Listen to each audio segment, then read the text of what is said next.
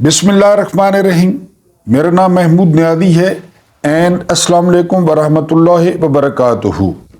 आज आपके सामने पाकिस्तान का नक्शा खींचने की कोशिश करूंगा।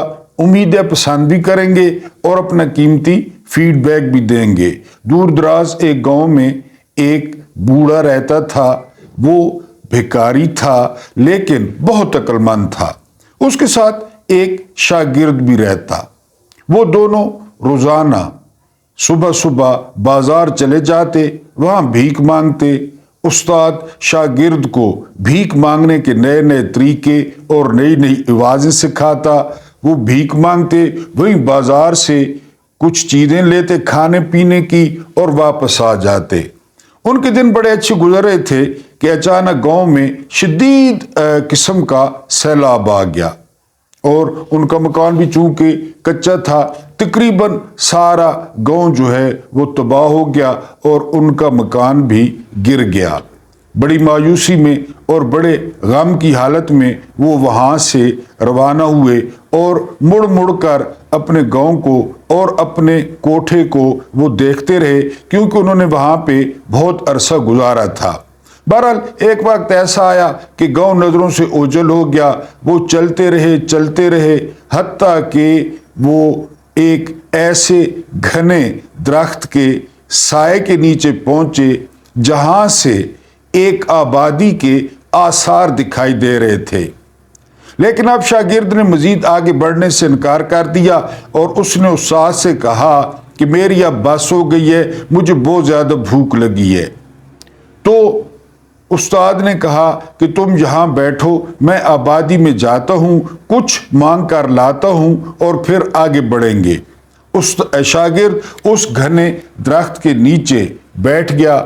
शागिर्द आबादी में गया और थोड़ी देर बाद दाल और रोटियां मांग लाया। दोनों ने रोटी खाई और वहीं पे उसी घने जंगल के जो है वो घने दरख्त के साए में दोनों सो गए। जब सुबह बेदार हुए तो जो उस्ताद था उसने कुछ बचे हुए रुपए दिए शागिर्द को कि वो इस आबादी में जाए, शहर में जाए और अपनी ज़रूरत की कोई चीज़ें खरीद लाए। मैं उसका यहीं पे इंतज़ार कर रहा हूँ। शागिर्द बाज़ार चला गया और उसने देखा कि बाज़ार में बहुत ज़्यादा रौनक थी। उसने एक मिठाई की दुकान देखी तो शागिर्द का दिल बड़ा मिठाई पे आ गया और उसने कहा कि कुछ मीठा खाना चाहिए, काफ़ी दिन हो गए मीठा नहीं खाया। वो दुकान में गया और दुकान वाले से पूछा कि मिठाई जो है वो किस तरह किलो है। दुकानदार ने जवाब दिया कि 1 रुपए किलो। शागिर्द को अपने कानों पे यकीन नहीं आया। उसने कहा बर्फी कितने रुपए किलो है? उसने कहा 1 रुपए किलो। बहरहाल मिठाई वाले ने कहा कि जो चीज तुम इस दुकान से लोगे वो 1 रुपए किलो है। शागिर्द ने कहा कि वो तमाम चीजें मिलाकर 1 किलो जो है वो मिठाई दे दे। दुकानदार ने दे दी। वो शापर पकड़ के बाहर आया और एक रेडी वाले से पूछा कि गोभी किस तरह किलो है? तो रेडी वाले ने कहा कि 1 रुपए किलो। प्याज किस तरह किलो है? 1 रुपए किलो। यानी जो भी चीज वहां पे पड़ी थी वो 1 रुपए किलो थी। शागिर्द अब बहुत ज्यादा हैरान और खुश हुआ और वो मिठाई वाला शापर हाथ में पकड़े भागता हुआ उस्ताद के पास आया और उस्ताद को सारा माजरा कह सुनाया कि बाजार में हर चीज 1 रुपए किलो थी। उस्ताद ने मिठाई तो खाई लेकिन उसने कहा कि वो इस बाजार में या इस जगह हम नहीं रहेंगे, हम यहां से चले जाएंगे। लेकिन शागिर्द ने कहा कि वो हर हाल में यहीं रहेगा, हर चीज 1 रुपए किलो है, आप यहां क्यों नहीं रहते? तो उस बुजुर्ग ने, भिखारी ने और सियाने बंदे ने कहा कि मैं बहरहाल यहां नहीं रहूंगा। शागिर्द ने कहा मैं बहरहाल यहीं रहूंगा। दोनों में बहस होती रही और शाम के वक्त استاد نے یا اس بزرگ بھکاری نے جانے کے لیے اجازت مانگی، شاگرد بھی اس کو شہر سے باہر چھوڑنے کے لیے اس کے ساتھ چل پڑا اور اس کی منتیں کرتا رہا کہ جو ہے نا وہ نہ جائے، لیکن استاد بھکاری اپنی بات پہ اڑا رہا۔ اس نے شاگرد کو خدا حافظ کہا، لیکن جانے سے پہلے اس نے شاگرد کو کہا کہ اگر تم کبھی مشکل میں پھنسو تو مجھے ضرور یاد کرنا، میں کوشش کروں گا تمہاری مدد کرنے کی۔ بہرحال شاگرد نے یہ بات سنی انسنی کر دی، واپس آ گیا اور سیدھا بازار گیا، وہاں سے جو ہے وہ ضرورت کی بہت ساری چیزیں جو کہ 1 روپے کلو تھی وہ لے کر اور وہ اسی گھنے درخت کے نیچے آ گیا۔ اس نے کھایا پیا اور مزے سے سو گیا۔ صبح اس نے بازار میں بھیک مانگی، بھیک اتنی ہو گئی کہ اس نے ایک ہلکی سی جھونپڑی کا جو ہے نا وہ سامان خریدا، کھانے پینے کی چیزیں خریدی اور اسی گھنے درخت کے نیچے ایک گھاس پھوس کی اس نے جھونپڑی بنا لی اور وہاں رہنے لگا۔ اب کیا تھا، وہ جاتا اور ڈھیر ساری چیزیں، صبح بھیک مانگتا، شام کو چیزیں لیتا رنگ برنگی اور آ کر جھونپڑی میں وہ کھاتا۔ کرتے کرتے اس کا جسم جو ہے وہ بہت موٹا ہو گیا اور وہ اپنے موٹے جسم کو دیکھ کر بہت زیادہ خوش ہوتا اور زیادہ کھاتا۔ اس کو تھوڑا یہاں پہ روکتے ہیں، اب چلتے ہیں دربار کی جانب، اب چلتے ہیں اسلام آباد قومی اسمبلی یا پاکستان سپریم کورٹ میں اب چلتے ہیں۔ وہاں پہ شہباز شریف کو بتایا گیا کہ ایک شخص نے ایک شخص کی جیب کاٹنے کی بازار میں کوشش کی ہے، ہم نے اس کو پکڑ لیا ہے۔ تو شہباز شریف نے کہا کہ فوری طور پر جیب کترے کو اور جس کی جیب کاٹ رہی تھی دونوں کو حاضر کرو۔ دونوں آ گئے اور بادشاہ نے کہا جس کی جیب کاٹی جا رہی تھی کہ تم نے جیب کاٹنے کی اجازت کیسے دی؟ تو وہ شخص کہہ رہا، اس شخص نے کہا کہ سر مجھے تو پتہ ہی نہیں، یہ کوشش کر رہا تھا، میں نے اسے پکڑ لیا۔ شہباز شریف نے کہا یہ جیب نہیں کاٹ رہا تھا، یہ تو تمہیں جو ہے وہ ہوشیار کر رہا تھا، اور اس قسم کے لوگ تو بازار میں لوگوں کو ہوشیار کرتے ہیں کہ وہ اپنی حفاظت کریں سامان کی، لہٰذا جیب کترے کو چھوڑ دیا جائے اور جس کی جیب کاٹی جا رہی تھی اس کو پھانسی دے دی جائے، اور یہ پھانسی دیکھنے میں خود آؤں گا۔ بہرحال اس شخص کو پھانسی گھاٹ پر پہنچا دیا گیا۔ سارے جو ہے وہ وزیر، مشیر اور شہباز شریف، اسحاق ڈار، عطا تارڑ سارے جمع ہو گئے۔ جلاد نے اس شخص کی جس کی جیب کاٹی جانی تھی اس کے گلے میں پھندا ڈالا، لیکن پھندا بڑا تھا اور اس کی گردن پتلی تھی۔ اب پورے شہر میں یا بادشاہ میں یا دربار میں اتنی عقل نہیں تھی کہ اس پھندے کو تھوڑا سا تنگ کر دیتے۔ جلاد نے کہا کہ یہ پھندا تو اس کے جو ہے نا وہ فٹ نہیں آتا، اس کی گردن پتلی ہے۔ شہباز شریف نے فوراً حکم دیا کہ بازار میں ایسا بندہ ڈھونڈا جائے جو ہے نا وہ اس پھندے میں پورا آئے اور یہ شخص بے گناہ ہے، اس کو چھوڑ دیا جائے، اور جب وہ بندہ ملے ہمیں ضرور بلایا جائے۔ پورا بازار منتشر ہو گیا۔ اب ان بندوں نے وہ پھندا اپنے ہاتھ میں لے کر بازار میں ہر کسی کی گردنیں ناپنے شروع کر دی۔ اب دوسری طرف آتے ہیں، وہ جو بزرگ بھکاری کا شاگرد تھا وہ کھاتے کھاتے اب اتنا کپا بن چکا تھا کہ اس کا چلنا پھرنا محال ہو گیا۔ وہ صبح آتا بازار کے ایک نکڑ پہ بیٹھ جاتا، لوگ ہنستے اور اس کے سامنے کچھ پیسے پھینکتے، وہ جو ہے وہ لیتا مٹھائی اور چیزیں لیتا اور واپس آگے کھانا شروع ہو جاتا۔ بہرحال وہ پھندے والے مٹھائی کی دکان پر پہنچے، انہوں نے مٹھائی والے کا ناپ لیا، لیکن وہ جو پھندا تھا وہ کھلا تھا۔ ابھی یہ کاروائی ہو رہی تھی کہ وہ شاگرد مٹھائی لینے آیا، انہوں نے جب اس کی گردن میں پھندا ڈالا تو پھندا بالکل فٹ آ گیا، اور انہوں نے اس شاگرد کو، وہ جو بھکاری تھا، اپنے ساتھ لیا۔ اس نے کہا کہ میرا قصور کیا ہے؟ تو بادشاہ کے بندوں نے کہا، شہباز شریف کے بندوں نے کہا کہ تمہارا قصور یہ ہے کہ تمہارے گلے میں پھندا فٹ آ گیا ہے۔ بہرحال وہ اس کو لے کر چلے گئے۔ اعلان ہو گیا کہ فلاں دن جو ہے وہ اس کو پھانسی دی جائے گی۔ بادشاہ وزراء سارے جو ہے وہ وہاں پہ پھر اکٹھے ہو گئے، ساری پارلیمنٹ آ گئی، سینٹ آ گیا، سپریم کورٹ کے سارے جج آ گئے، کیونکہ انہوں نے ایسا انصاف دیکھا نہیں تھا پہلے۔ بہرحال وہاں پہ شاگرد کو یاد آیا اس مجمع میں کہ استاد نے کہا تھا جب میری بہت زیادہ ضرورت پڑے تو مجھے یاد کرنا، میں آؤں گا۔ شاگرد نے واقعی اپنے استاد کو دل سے یاد کیا اور سامنے پھانسی گھاٹ تھا۔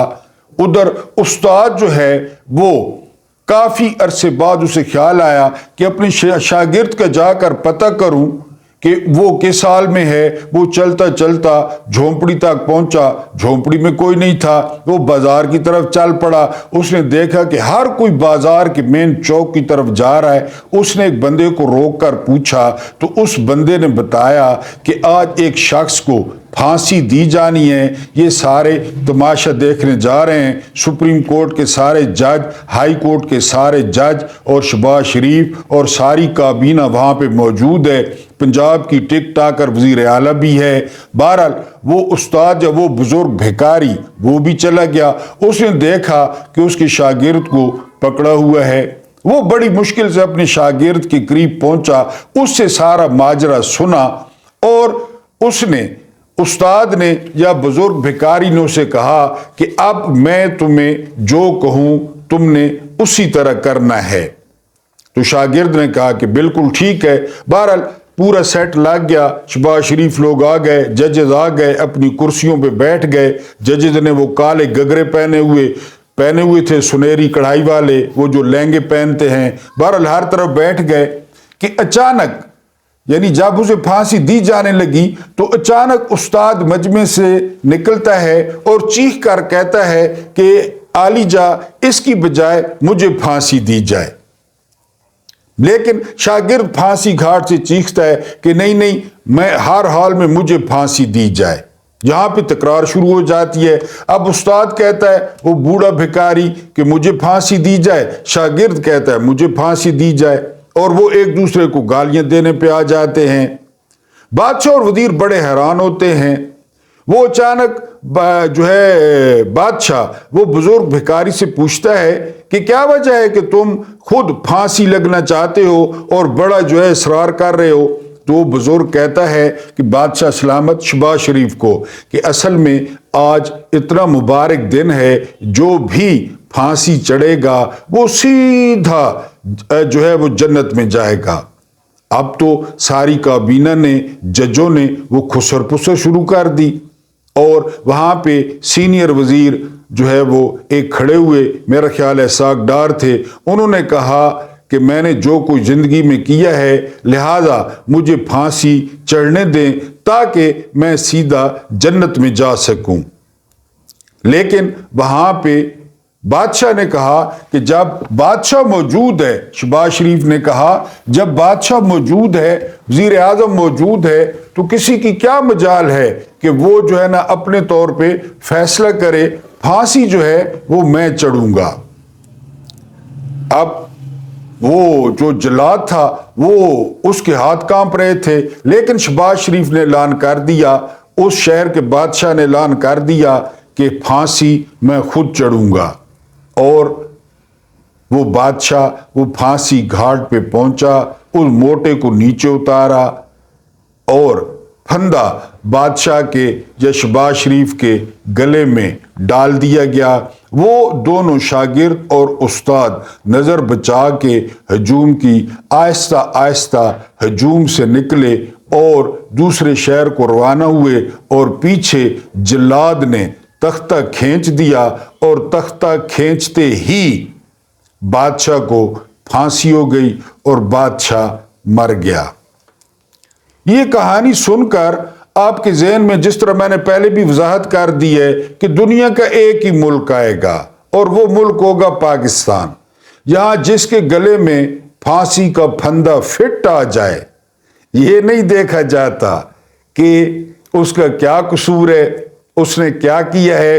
اور پھر سب سے بڑی بات کہ یہاں پہ جیب کتروں کے بارے میں قانون کہتا ہے، آپ کا وزیر اعظم کہتا ہے، آپ کا جج کہتا ہے کہ اپنے سامان کی حفاظت خود کریں۔ یہ تو آپ کو بیدار کرنے کے لیے آتے ہیں، یہ تو آپ کی زمینوں پہ جب قبضہ کرتے ہیں تو آپ کو کہتے ہیں کہ ہوشیار رہیں، یعنی آئندہ جاگتے رہیں۔ جب آپ کا سرمایہ کھاتے ہیں تو آپ کو ہوشیار کرتے ہیں کہ آئندہ ووٹ نہ دیں۔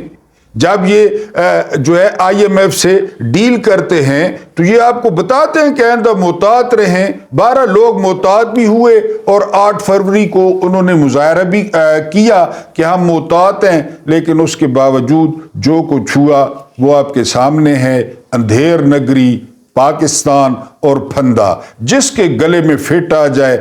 آج کل پھندا عمران خان کے گلے میں فٹ ہے، اور جو 2 بھگوڑے تھے آنگڑو بانگڑو، وہ جس کے بارے میں ان کی بہن نے کہا تھا وہ پاکستانی شہری نہیں ہے، ان پہ پاکستان کا قانون اپلائی نہیں ہوتا، آج ان کو باعزت جو ہے نا ان کا نام خارج کر دیا گیا۔ بلکہ یہ بھی عدالت نے کہا کہ آپ کو آنے کی ضرورت کیا تھی، آپ کہ کوئی نمائندے آ جاتے یا ہمیں بلا لیتے، آپ ادھر ہماری تشریف مبارک پہ 2 لتر بھی مارتے، ہمیں مرغا بھی بناتے، اور ہم آپ کو انصاف نہ دیتے۔ یہ کہاں پہ لکھا ہے کہ ہم آپ کو انصاف نہ دیتے؟ آپ کوئی عمران خان ہیں، یا آپ کوئی ڈاکٹر جاسمین راشد ہیں، یا آپ عالیہ حمزہ ہیں؟ آپ تو شریف خاندان کے، یعنی وہ کیا کہتے ہیں اسے، شاہی خاندان کے، شاہی محلہ نہیں، شاہی محلہ بھی ادھر پڑتا ہے، اس کے آپ ارکان ہے، تو آپ کو کس طرح ضمانت نہ ملتی یا آپ کا نام خارج نہ ہوتا؟ منافقت میں یہ لوگ وہ عبداللہ بن ابی کے چیلے ہیں، بلکہ اس سے بھی پیچھے ہیں۔ میں اپنے محترم قارئین کو یاد کروں گا کہ یہ اسد طور جو آج کل ماچو مین بنا ہوا ہے، یہ چیلا تھا، یہ چاٹو تھا، اور یہ بھڑوا تھا قاضی فائز عیسیٰ کا۔ یہ اسد طور، اس نے جب قاضی فائز عیسیٰ پہ ریفرنس ہوا تو آسمان سر پہ اٹھا لیا کہ جی وہ جو ہے نا یہ ناجائز ہے، حالانکہ ریفرنس تو سچا تھا۔ قاضی فائز عیسیٰ نے آج تک پرچے نہ دی، بہرحال یہ سائے کی طرح اس کے ساتھ رہتا۔ ٹھیک ہے جی، اسد طور۔ پھر اس پہ وہ عمران کے دور میں سنا ہے کہ اداروں نے اس کو 4-5 تھپڑ مارے، یہ پلاسٹر باندھ کے کرسی پہ بیٹھ گیا۔ اس کا پتہ کرنے کے لیے، عمران حکومت کو بدنام کرنے کے لیے، آپ یقین کریں گے کہ اس اسد طور کا پتہ کرنے قاضی فائز عیسیٰ، شہباز شریف، مریم نواز، مولانا بلاول، یہ سارے اس کی عیادت کرنا ہے، اسی اسد طور کی، کہ یار پتہ نہیں یہ کتنا بڑا، آپ نے نام بھی نہیں سنا ہوگا، یہ سارے اس کی عیادت کرنے آئے اور اس کا پوچھنا ہے۔ مقصد کیا تھا؟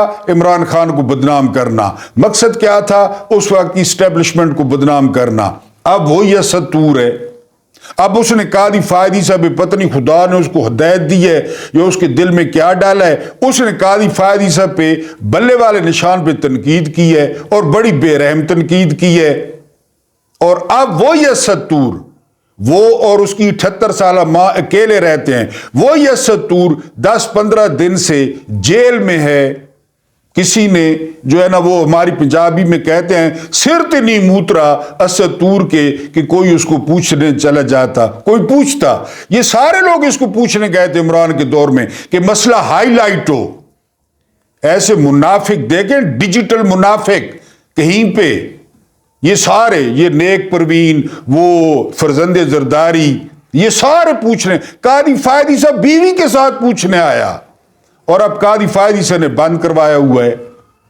یہ ہیں عبداللہ بن ابی کی اولادیں، یہ ہیں عبداللہ بن ابی کی جو ہے نا وہ وارث، پیشوا، یہ منافق، یہ سارے۔ اور اسد طور صاحب کو بھی اب پتہ چل گیا ہوگا کہ اس کا پتہ یہ کیوں کرنے آئے تھے، اصل میں چکر کیا تھا۔ میں کوئی اتنا بڑا فن خان نہیں تھا، انہوں نے تو عمران کو بدنام کرنا تھا۔ یہ سارے بھاگے آئے میرے پاس اور اس کو ہائی لائٹ کیا۔ تو بہرحال اسد طور صاحب جیل میں ہیں، ان کی ماں کی اپیل بھی آ چکی ہے۔ ہم تو یہی کہیں گے کہ بوڑھی ماں کی اپیل سنی جائے، اور اسد طور ویسے بھی توبہ طائب ہو چکے ہیں، ہر پیشی پہ کہتے ہیں کہ ہتھ کڑیاں دکھا کے تھینک یو قاضی فائز عیسیٰ، ان کو بھی ان لوگوں کی سمجھ آ گئی ہے۔ بہرحال آج ہی اسمبلی میں بہت زیادہ جو ہے وہ آرڈیننس پیش ہوئے اور اس پہ بہت زیادہ شور شرابہ ہوا، ایجنڈے کی کاپیاں پھاڑ دی گئیں۔ کسی دور میں کہا جاتا تھا کہ عمران خان نے پاکستان کو IMF کے پاس گروی رکھ دیا ہے، اور آج جتنے بھی